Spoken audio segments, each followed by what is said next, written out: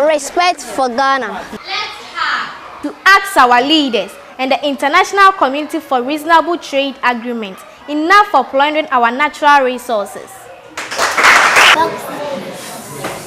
Image of Ghana. Come to Ghana and visit our families.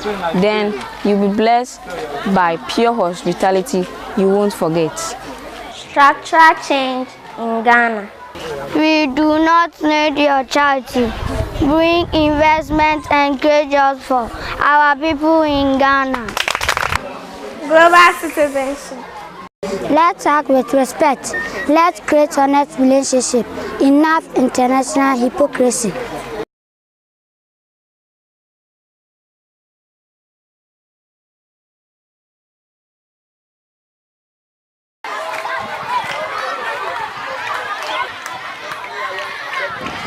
Africahugs.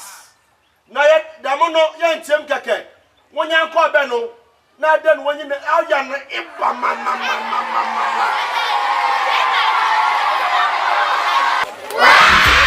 Wow!